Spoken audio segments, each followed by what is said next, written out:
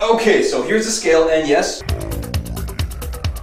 clothes come off. I always do this in my underwear. It's always good to do it pretty much the exact same. If you do it with your clothes on one day, then clothes off one day, it's gonna mess with your stuff. You wanna keep things consistent. So my rule is always do it in, just your underwear, and always do it somewhat early in the morning or maybe like the early afternoon, pretty much the first few hours after you wake up. And most importantly, do it before any food, but after you've...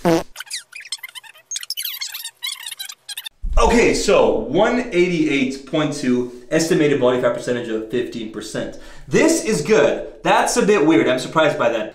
Okay guys, welcome back to another workout commentary. I haven't done one of these in a long time, so this is kind of exciting. Except this time, I don't want to just do a regular workout commentary and just walk you guys through like, alright, I'm doing bicep curls here, and here's me lifting the weight, and here's me putting it back down. No, that's okay. This is from two workouts, a push and a pull hypertrophy workout that I did this week. I'm just gonna let this play out and you guys can see, get a feel for kind of like my training, but that's not what I wanna talk about right now. What I wanna talk about is I want to kind of go over what the changes are very briefly. I think I might do a full video on this in the future, but briefly go over the changes of what my training strategy is going to be like now that I am temporarily cutting, and most importantly, I am cutting on a low carbohydrate diet.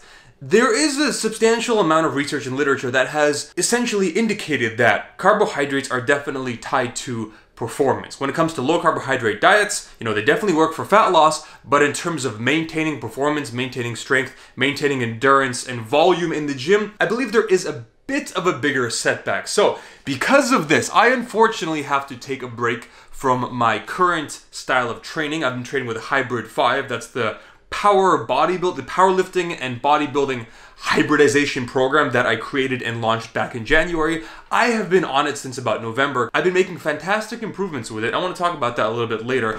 But, it's been good. A lot of people are using it. Like, people come to me and they say is this program for me? And as much as I would like to say, it's for everybody, go buy my shit. No, it's not for everyone. In this case, it's not for me. I do not recommend this program to individuals who are cutting. Maybe if you're on like a 200 calorie deficit, like a little cut, just something nice and gradual. But in my case, a 500 calorie deficit, like a legit cut, and especially in this case with low carbohydrates, no. So what I'm going to be doing is actually switching to pretty much just hypertrophy style standard bodybuilding training. Nothing overly low in the 2, 4, 6 rep range with like 80, 85, 90% of my estimated 1 rep max. More so akin to standard bodybuilding, 3 sets of 12, 4 sets of 10, kind of getting the pump. This is why you'll notice in the clips you guys are seeing right now, like on my pull-ups or on my bench, all these things, I could probably do a little bit more weight. Like on the pull-ups, I could probably easily put 20 or 30 pounds of additional weight and do weighted pull-ups, but you'll notice that, number one, the reps are higher. I'm 4 sets of 12 reps. That is 48 reps in total. That is high volume training. And in addition, you'll notice my form, I'm really trying to focus on time under tension and not necessarily just like, it's powerlifting is kind of like get the weight up by any means you can, okay, without being terrible form. But in terms of like really trying to focus on that mind-muscle connection in bodybuilding, which is kind of the style of training I'm trying to do right now temporarily, yeah, I'm trying to make it perfect form, perfect time under tension, all that good stuff. But enough about what I'm doing right now. Let's talk about how phase 1 of my bulk has ended. Phase 2 will pretty much start after I'm done this temporary, 2-month mini cut. That's why a lot of you guys out there who are terrified, like, Igor, are you quitting? Are you not gonna try to get stronger anymore? No. In the past, when I've literally been like, all right, that's it, I'm cutting in March, I'm gonna cut down all the way until August, so it's like a 6-month, I pretty much spent the entire year cutting. No, that's not the case. It's 2 months, I wanna lose 10 pounds, I don't wanna feel like a fat ass anymore.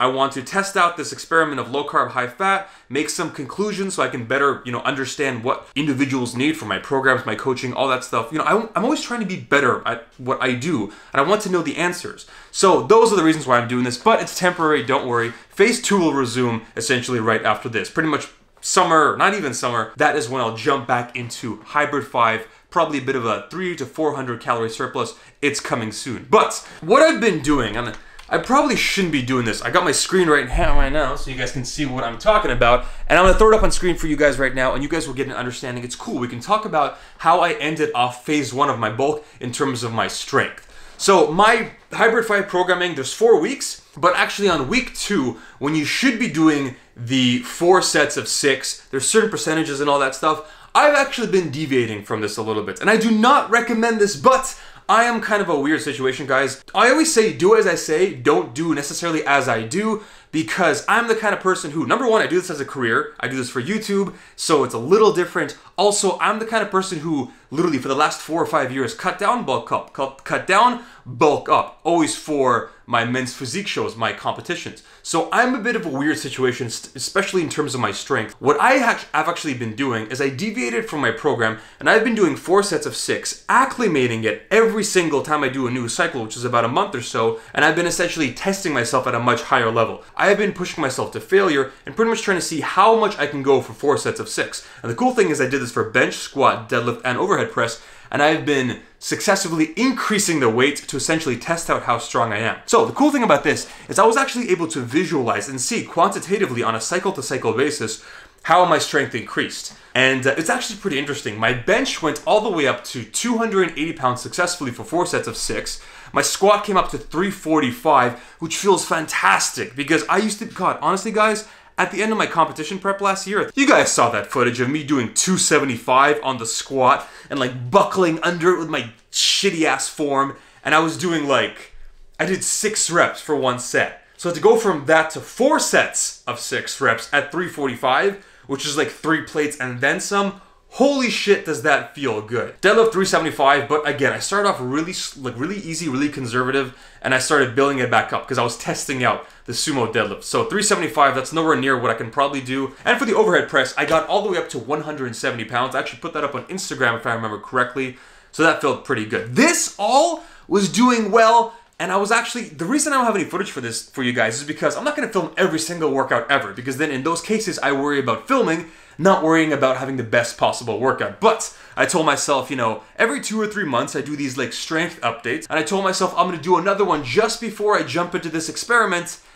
And that's when I got the flu. And after the flu, that's it. Strength was gone. I lost 10 pounds of body mass, water, fat, some muscle. Everything was shit. Like that first week back in the gym after the flu, it was not the best. So unfortunately, guys, in this case, I don't actually have any footage of me doing this stuff. So you guys could technically say like, hey, you're making these numbers up, but you know, they're not that impressive. Like, why would I lie? Yeah, in this case, take my word for it. If you don't believe me, fine. But if you don't believe me, like, how little credit do you give me? Come on, guys. All right, guys, back from the gym. And it's time for this is technically my first meal of the day, which is crazy. All right, guys, while you are enjoying my cooking show, this is Rejected Iron Chef Canada. In the meantime, I wanted to talk about the actual specifics of my diet, because in my previous video, I kind of went over this very generally. I said I'm doing low carb, high fat. But what does that actually mean? So, first and foremost, I want to mention, I got a lot of comments about this, a lot of messages, a lot of people were excited, but unfortunately, sorry to burst your bubble, no, I am not doing the ketogenic diet. I talked about that in my previous video, but that's kind of like a more exaggerated, super advanced version of the low carb, high fat diet, which is what I am doing. What I mean by that is my carbohydrates at most will be 120 grams, probably around 100 grams ideally on a daily basis. Is that ketogenic? Probably not. Is that lower carb than I've ever done? Yeah, by far. I mean, look at this meal, for example. Today we're doing ribeye steak. We have those are cauliflower tater tots. So those are relatively low carb because they're not actual potatoes. We got the steak, we got chicken, we got that sausage. And then the only carbohydrate source in this entire meal is that apple that you see on the left. That's it. And my calories will be 2,200. Protein, 200 grams. Fat is going to be a whopping 105 grams. And carbohydrates are all the way down to 120 at most, which is barely around 20 to 22% of my total calories, which is very low. And I'm enjoying this. The good thing about this is that now, dude, it's 7 o'clock. This is my first meal of the day. I don't know how I lasted this long. The hunger has been really good today. It has not been an issue. I don't think I've ever gone this late in my entire life. Usually like 4 or 5 at the most, 7 p.m. with zero food, waking up normally, like in terms of like, what, 8-9 hours fasting. This is awesome. I like it. I'm gonna have this massive meal, and then I'm probably gonna have like another one medium or small meal, probably in a few hours. That'll be it. So today, sticking to my macros, sticking to that calorie deficit is super easy, which is pretty good, but I mean, it is the first week. The first week or so, the hunger is always easy because your body's like, finally, we're cutting. I feel like a fat ass. It's those next few weeks, it's that second month of dieting. That's where the hunger, starts to creep in. But, I'm hopeful. It's a good start. Alright guys, last thing I want to mention before I close out this video. So, I feel it's super important on this like YouTube fitness community to be 100, at least in my opinion, to be 100% fully transparent. And my physique right now, let's be honest, is not like the best that it could possibly be because there's always somewhat of an illusion when it comes to body fat percentage. It's funny, like me at 200, I will visually appear, like with my shirt off, smaller than I am at like 170 or 175. Simply put, even though there is more muscle mass and more fat, just overall, total size is bigger. Just like when you can see the separation, the cuts, everything just appears bigger. So that being said, I still think it's very important to tell you guys that like this is not what I look like all year. And I think it's really important to do a physique update. We're gonna do a physique update and we're gonna set the official physique for the beginning of this experiment.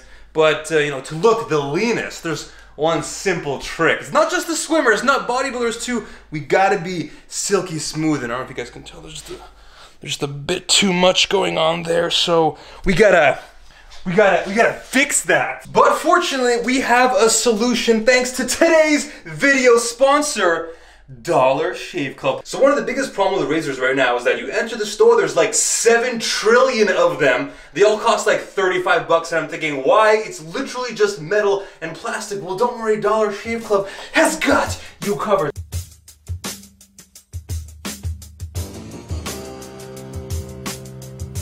Dollar Shave Club, helping VitruvianPhysique make Ryan Gosling look like shit since I was old enough to shave.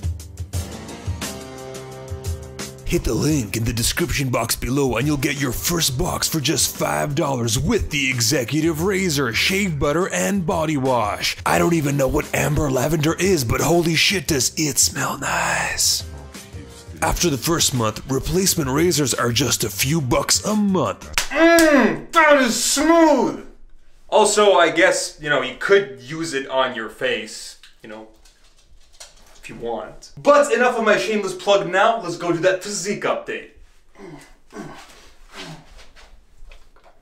Alright guys, we are in, fortunately, my empty condo gym, and I thought this would be a perfect place to do the physique update, so this is it. Do I look big?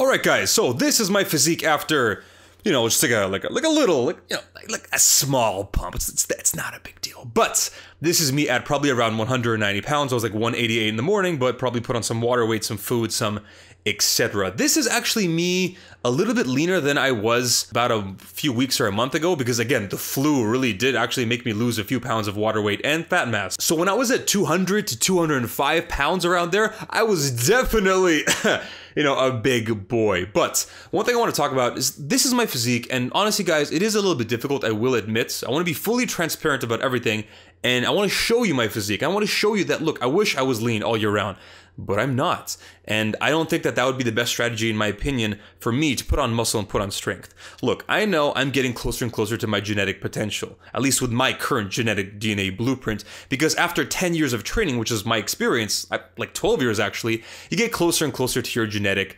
maximum, wherever that may be. But in my opinion, in my case, if I could even still put on a few pounds of muscle mass and I could still increase my strength, I'm gonna go for it, even if that means, you know, having to put on some body fat. Not like a crazy amount of body fat, but some. It's very easy to go on social media and see all these ripped people at like 10% body fat, and that's like their bulk. You know, the David Lades, the Jeff Sides, all these crazy examples. And then you look at yourself and you're like, oh shit, if I don't have a six-pack, I feel fat. Guys, that's ridiculous. And I have the numbers to back it up. You know, this isn't just me talking out my ass. There was a report done in the early 2000s by the American CDC, and they actually found that 95% of the population is over a 17.4% body fat. That's right, 17.4% body fat, which like on YouTube, that's like, that's almost like a bulked up kind of fat physique. That was the top 5th percentile of leanest Americans in the entire country. So what I'm telling you guys is like, look, don't go out and get fat, but in the case of a bulk, if I have to put on a few pounds of body fat, I am okay with that. And it's been fun, but yeah, now it's time to get lean. Either way, guys, as always, thank you so much for watching. I appreciate each and every one of you, and I'll see you in the next exciting video. Yeah, see you guys then.